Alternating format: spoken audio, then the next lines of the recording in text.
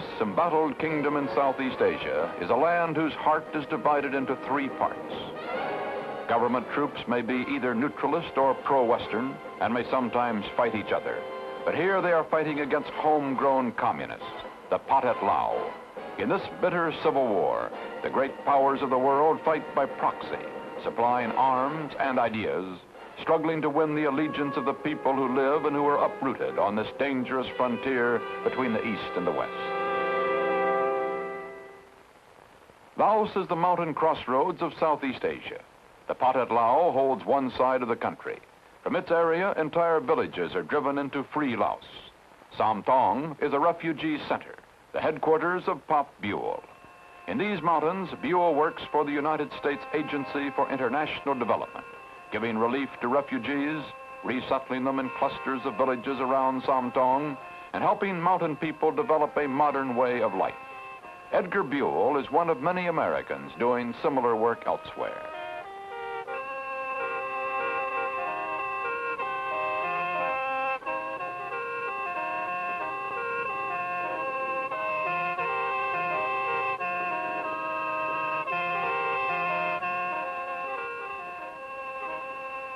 In this primitive farm technology, the mountain tribes normally clear brush, plant rice and corn until the land wears out, then move. In war, they move more often and are always starting over. How does a successful farmer from the most technologically advanced country in the world, 52 years old, money in the bank, find himself in the village of Sam Thong? Pop Buell. It all leads back to my wife dying. We'd seemingly accomplished what most people thinks about, especially a farmer in life, getting a farm and get it paid for and slowing down in life, and that's what we'd accomplished. After she died, both of my children grew up. My son had been going to college to Purdue, and all of a sudden he decided that he was going to be a farmer like his granddad and dad was. So I decided maybe I could do something else. Thought maybe I could go somewhere in the world and just do good for people somewhere, and it didn't make much difference where. And I applied to International Voluntary Service, and I was sent to Laos. The International Voluntary Service is a forerunner of the Peace Corps. Buell first works with these people, the Mayo tribesmen, in 1960. He comes with agricultural advice, finds the people need everything. He tries to bring it to them. Health services, schools, clothing, goes into the villages, learns the language. In 1962, he becomes an area coordinator for the Agency for International Development, USAID. Pop Buell with CBS News correspondent Bernard Kalb. Pop, how old is Sam Thong? Sam Thong is approximately 3 years old. It is a complete refugee village.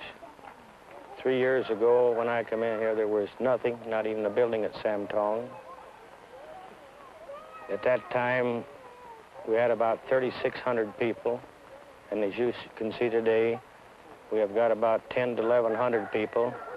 The rest have all been resettled and have become self-sufficient. At that time, USAID was furnishing all the rice for these people. Now, all the rice we're having to furnish at Sam Thong is for a new village over here of about 150 Lao people who have just come out of communist territory, plus our hospitals and for our school children. The population here is about 90% Mayo tribes people, and the rest are Laotians out of the Plain de Jar area. The plane Buell awaits is flown by the pilots of Air America, a private contractor to the State Department. The airplanes that flies in here is probably one of the most important things in northern Laos fighting communists. If there is nothing carried in an airplane up here, if there is no rice carried in it, no personnel or nothing, and if the communist sees this plane flying over, it probably has more effect on them than any other thing up here in this country. Plus, if it was not for your drop planes that come over to drop rice, the people couldn't be fed. Your little helios that comes in here each day carries the drugs from village to village, which in the long run turns out to save many, many lives. Mayo children are not used to being hungry. Their parents are good farmers, Buell says. But even in normal times, disease kills many children, and adults can expect to live only 30 years. Current supplies, rice, clothing, tools, medicines, come largely through U.S. aid, go to the Laotian government, which passes them on to workers like Buell for distribution. And he has spent thousands of dollars of his own savings from his farm in Indiana on the mail.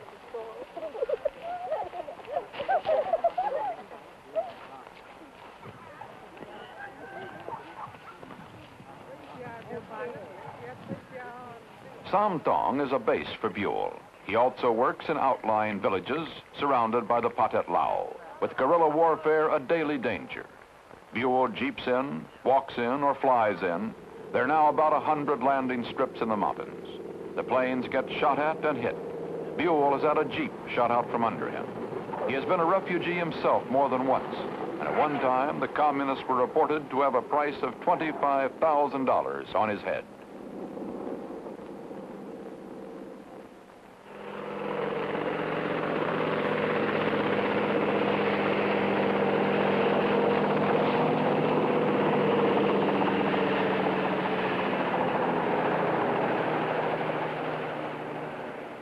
The planes also carry the wounded and the sick.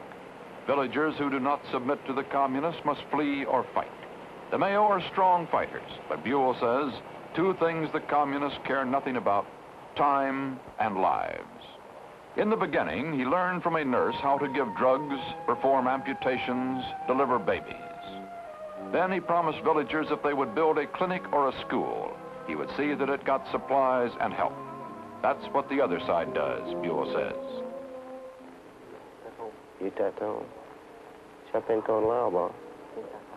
Dr. Charles Weldon is public health chief of the USAID mission in Laos.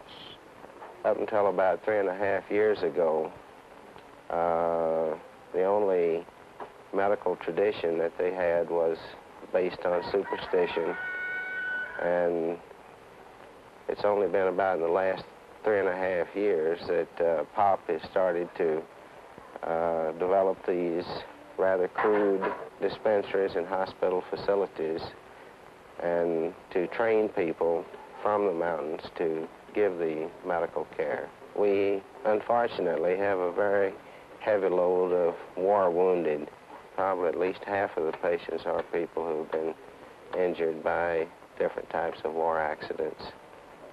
The other half of the patients are usually suffering from malnutrition, malaria, respiratory diseases, and different types of intestinal disorders. The staff are young men and women from the villages brought to Sam Tong for training. They learn by seeing and doing. Then they go back to their isolated villages to be the resident medical workers, health service, ward nurses.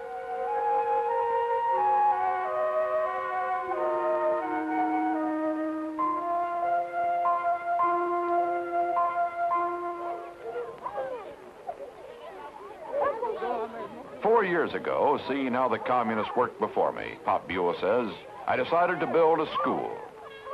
He has since seen many built by the villagers, from rough forest timbers, from bamboo and flattened oil drums. Thousands of Mayo and Laotian children are tasting education for the first time. Well, I feel we're making a great advancement in education in these mountains. 3.5 years ago, we had no schools. Today, we have many, and as you can see here, the advancement taking place. We had to get teachers out of Vientiane and build better schools for the advancement of these children. Les cours d'eau qui n'appartiennent pas au bassin du Mekong coulent vers l'est. Ce sont les animaux then 50 frontières. Pop, as you've seen this program unfold in the past 3.5 years, what kind of effect has it had on you? I think you all probably know that. When I went back to the United States, before I went back, there probably was a little question in my mind whether I was coming back or not. It's had enough effect on me that I'm sure if when USAID decides that they don't want me to work for them anymore, that I would come back and work for the people themselves. In Laos, Edgar Buell's nickname has nothing to do with his age. Pop means gift from above in male. Ton is Mr. He is Mr. Gift from above. These people comes out of the Plain de Jara area, which is well known by now. They have been 2 years trying to get out. In so doing, they've lost about a third of their population, either by sickness or by dying, or by trouble with the communists.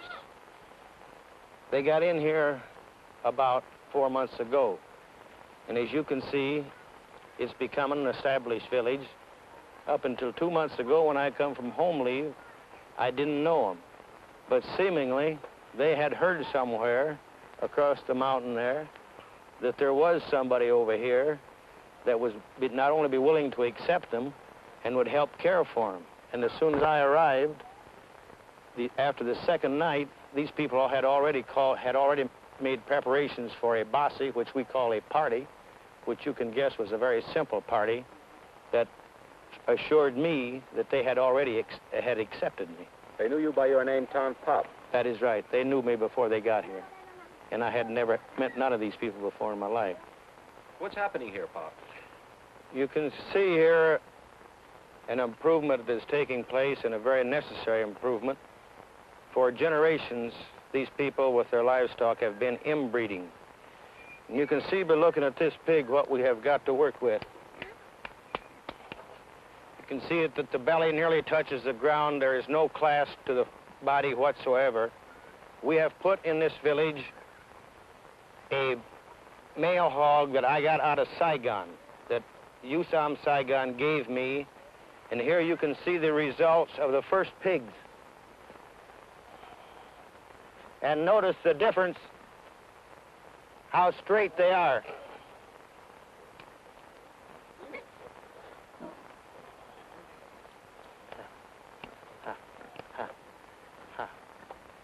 Anybody that knows anything about pigs will have to say that there is some pretty good pigs from one crossbreeding with a mother of that type. These pigs, in turn, it is understood that the owner will not keep, but he will pass on to other villages. Land crops mature too slowly to feed thousands of refugees quickly. Airdrops are costly. These ponds are a quick source of vital protein. To begin with, USAID bought 20,000 fish for us from Bangkok, small fish, and they are known as a fish known as tilapia that multiplies very fast. And now we have enough ponds and enough fish that we can supply people nearly as fast as they need fish from our own ponds. And as you can see, it's a very simple way to get food into people rather than have to drop it into them. It makes them feel not only like we're not helping them, but they're helping themselves. Again, you'll find that you have very independent people here that would rather help themselves than be helped by somebody else if it's possible. My big aim still is to help people. In no way do I feel like that I could leave these people at a time like this. Buell talks with the USAID mission at the Laos capital. Part of his job is knowing that some tribes will wear black, but never blue. Hello, this is Pop. How do you read me? Over. I read you fine, over. Number one, you tell Mr. Gullion I have checked on the blue cloth that I talked to him about this morning, and it can be used in that Pusang area. Over. Use blue cloth, not black cloth. Over. That is right. Also, have somebody to check at the airport if the black cloth and the hose are at the airport. If they are, try to get them to Sam Tong. Over. Ton Sar, who was a Buddhist priest for 13 years, is Pop's chief Laotian aide. When Buell received a $1,000 award from the State Department for meritorious service in 1964, he used it to bring Ton Sar home with him, to show him what the real America was like. Go quick. Let's get across here before we get killed. They are in Eden, Ohio, a few miles from Buell's farm in Steuben County, Indiana. Down there was the elevator. You can see that. That's where Choke comes in, Howard's the tractor. We're down now. We're right on across here. Right over there is the bank. Oh, there's the implement store. It's the same size today that it was 50 years ago. There's a few new houses on the outside. Mm-hmm. The farm on which Edgar Buell was born and lived a full life. He built the new house 2 years before his wife, Mallory, died. His mother, father, brothers, his own children, the friends he hunted and fished with, grew up around here. His grandchildren are growing up here now. Go get in the jet. Here, Robin. Robin, get up there with Jet. Get in there with Jet. Yeah. That's a good girl. That's a good girl. It's okay, Jeff. Bye-bye. Say bye-bye. There we go. And I said, I'm gonna have a fish fry for Ed. An old friend throws a fish fry for Pop and Tonsar. I said, well, I think so. Have we got cucumbers over there? You want that? We got more to cook if this isn't enough. Can you eat them fish all right, Tonsar? Oh, number one. You like them? Number one. All right, I'm glad you like them. Okay. I'm a fish eater, sir. Okay, you all just eat fish. How do you like it over here? Very much, sir. He's going to stay. Gonna stay? I'm going to stay with you to help you to get fish. This is the last one, God. This is it. That's it. I'll bet you it isn't. I'll bet you. I'll bet it isn't. I'll bet you. You know, when you was here before, you kept saying, well, I think this would be the last one. and then you'd reach and get another one. I remember. Want to be a little modest. That's right. Tom Sawyer was carrying the white shirt and the necktie. You said it. Well, that's what we did. And that's what our people over in that country get so tired of. The American with the white shirt and the necktie. Yeah. Take that off of him, you've set it off. Yeah.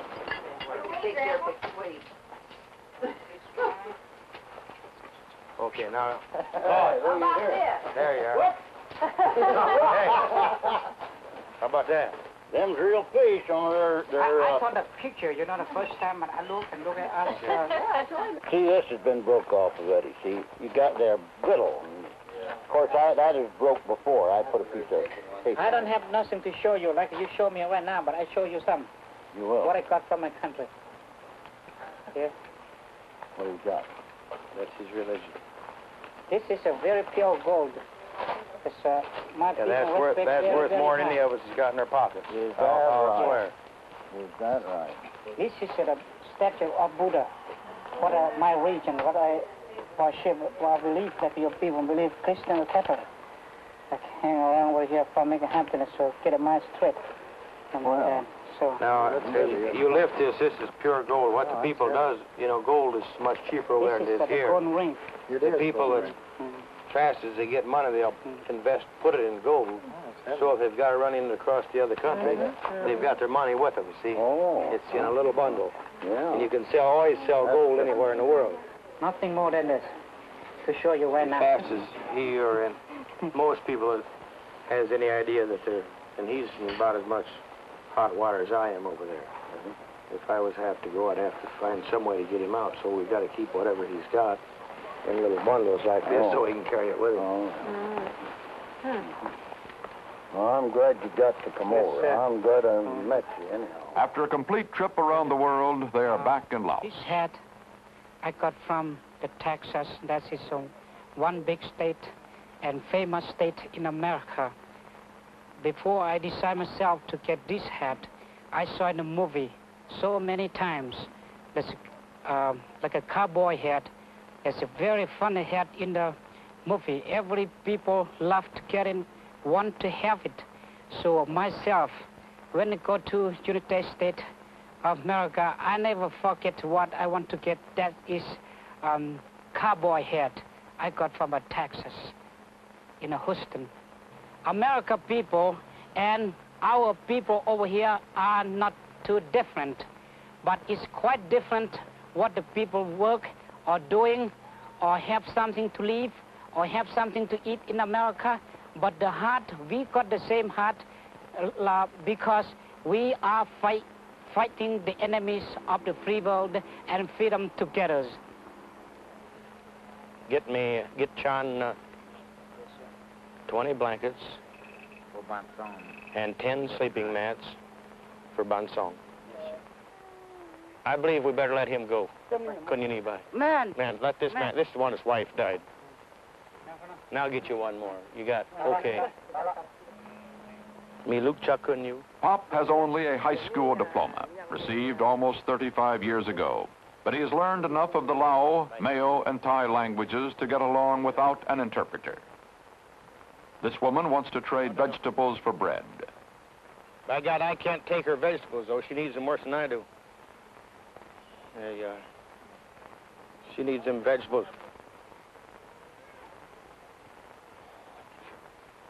If I were to go to Washington today and they were to ask me what type of personnel we needed in this country,